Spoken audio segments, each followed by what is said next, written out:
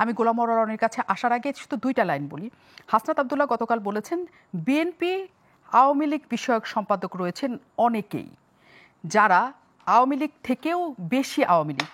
বিএনপির আওয়ামী লীগ বিষয়ক সম্পাদক যারা রয়েছেন তাদের মধ্যে অন্যতম হচ্ছেন রুমিন ফারহানা। তারপরে তিনি অনেক কিছু বলেছেন, সেটা আমি এখন আর না বলি।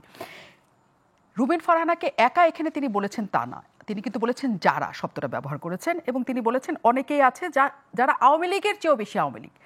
তাহলে বিএনপিকে যে 17 বছর আওয়ামী লীগ যে পরিমাণ এই রাজনৈতিক মাঠে অত্যাচার করেছে, জেল জুলুম থেকে আরম্ভ করে নির্বাচন ঠিক মতো দেয় নাই, তারা 17 বছর পর যখন তারা নিজেদের ক্ষমতায় যাওয়ার কথা এবং নানাভাবে ইয়ে করার কথা, তাদের কেন নাম আসবে যে তারা আওয়ামী লীগের? এখানে কি সরকার, ছাত্র বা অন্যদের চাপে ফেলার জন্য বিএনপি আওয়ামী লীগের সাথে এক ধরনের জোট করছে কিনা, এই প্রশ্নটা আপনার কাছে রেখে গিয়েছিলাম আমি আজিজ ভাইয়ের কাছে। প্রথমত হাসনাত আব্দুল্লাহ মানে এখন যারা সমন্বয়ক আছেন, এনসিপি আছেন, নতুন যে রাজনৈতিক দল, ওয়ান অফ দ্য ব্রিলিয়ান্ট, মানে যাকে বলা হয় মেধাবী, তার এই বক্তব্যটা একেবারে পুরোপুরি রাজনৈতিক।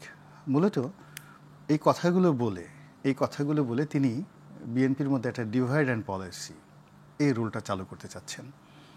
এবং এর মধ্যে যদি দেখা গেল এরকম ফজলুর রহমান, হাবিবুর রহমান হাবিব, যারা আওয়ামী লীগ থেকে এসেছে, মানে তাদেরকে যদি একটু সন্দেহর তালিকাতেও ফেলা যায়, এটা তো আলটিমেটলি এনসিপির জন্য একটা লাভজনক হবে। এবং এটা তার একটা, আমি এর মধ্যে কোনো ম্যালিস প্রিজুডিস দেখি না। এই ধরনের বক্তব্য মোকাবেলা করাটাই হলো বিএনপির জন্য সক্ষমতা এবং চাতুর্যতা। আমার কাছে মনে হচ্ছে সেটা বিএনপি এই জায়গাটাতে এখনো সময় আছে। এখানে বিএনপি যদি এখন, যেমন ওই 24 ঘন্টার মধ্যে তাকে উত্তর দিতে বলা হয়েছিল, এটা আবার 48 ঘন্টা করেছে। এখন এমন আছে যে তারেক রহমান সাহেব দেখা গেল যে এটা প্রত্যাহার করে নিলেন এবং তিনি ফজলুর রহমান সাহেবকে ওন করলেন। তো ওন করলেন, এখন আসলে কি বিএনপির মধ্যে যে অবস্থা হয়ে গেছে, বিএনপি স্ট্রাম্বলিং, তো সে বুঝতে পারছে না যে নির্বাচনটাকে আসলে সঠিক সময় হবে কি হবে না। তো এই সময়টাতে বিএনপির তো কখনোই বিকল্প পথে ক্ষমতা আসার কোনো তার ওয়ে নেই।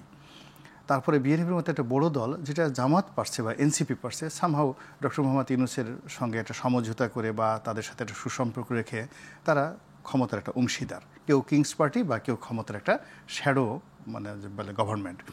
এটা বিএনপির মতো বড় দলের পক্ষে সম্ভব না। তাদের পক্ষে সরাসরি ক্ষমতায় যেতে হবে অথবা বিরোধী দল হতে হবে, দালাল তাবেদার এটা হওয়া সম্ভব নয়। তো এই জন্য বিএনপির একমাত্র অপশন সেটা হলো তাকে নির্বাচনে যেতে হবে, নির্বাচনে জয়লাভ করতে হবে অথবা রুইন্ড হয়ে যেতে হবে যে কোনোভাবে। এই জন্য তারা আসলে এই যে ডক্টর মোহাম্মদ ইউনূসকে খেপাতে চাচ্ছে না, ছাত্রদেরকে খেপাতে চাচ্ছে না। আবার যেহেতু ক্যান্টনমেন্টের সঙ্গে, সেনাপ্রধানের সঙ্গে, ডক্টর মোহাম্মদ ইউনূসের সঙ্গে জামাতের আমিরের একটা সম্পর্ক আছে, এটা তো ওপেন সিক্রেট, সবাই জানে। তো সেক্ষেত্রে জামাতের সঙ্গে এই মুহূর্তে আসলে কনফ্রন্টেশনে তারা আসতে চাচ্ছে না।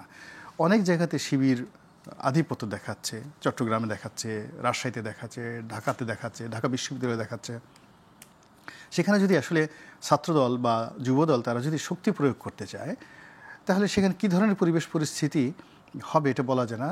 তো সেটা আসলে বিএনপি ঝুঁকিটা নিতে চাচ্ছে না। কারণ হলো বিএনপি ভয় পাচ্ছে যে যেহেতু তাদের জীবনের সবচেয়ে প্রথম দুর্ভোগ দুর্দশা তাদেরকে শেষ করে দিয়েছে ১/১১।